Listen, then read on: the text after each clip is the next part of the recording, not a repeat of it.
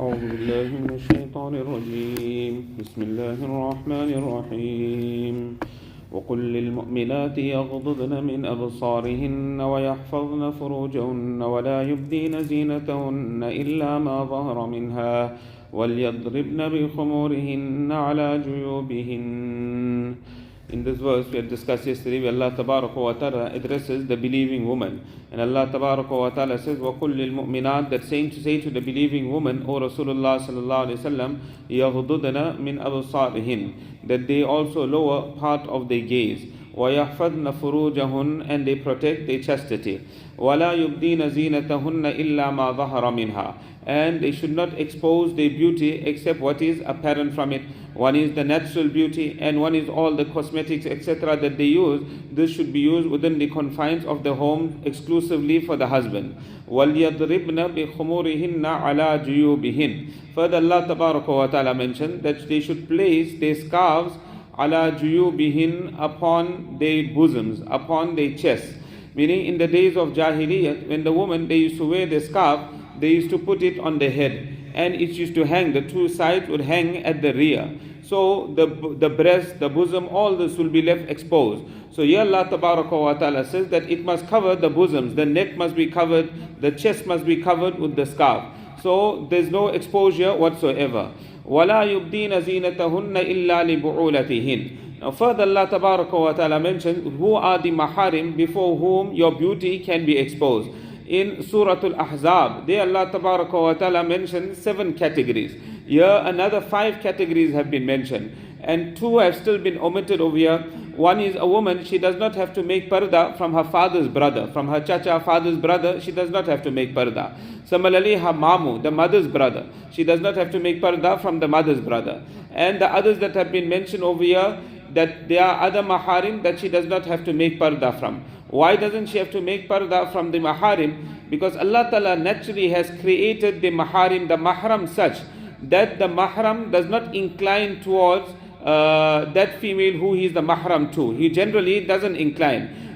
But today is a time of fitna, and today these things are happening as well. But generally Allah Ta'ala, a person that has a sound mind, generally his heart wouldn't incline towards somebody that he is a mahram to.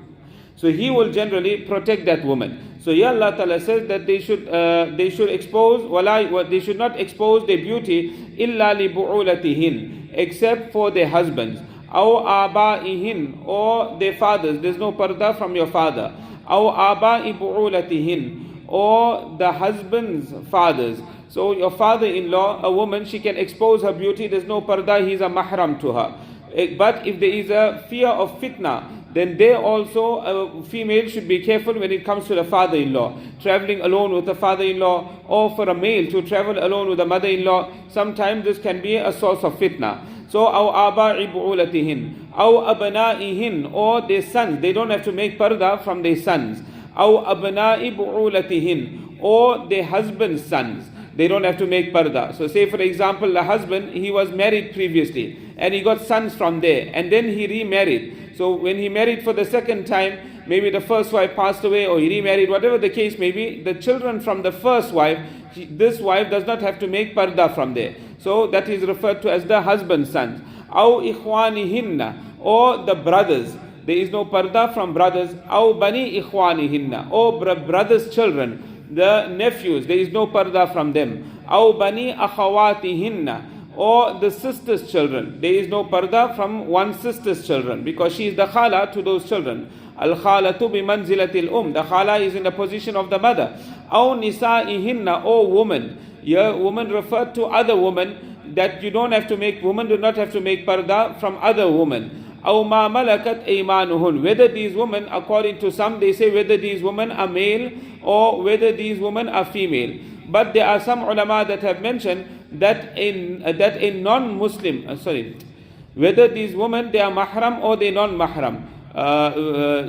Some ulama have mentioned that the woman, not mahram, Muslim or non-Muslim, whether the woman is Muslim or is non-Muslim, you don't have to make parda according to some ulama, like Imam Qurtubi rahmatullah alayh.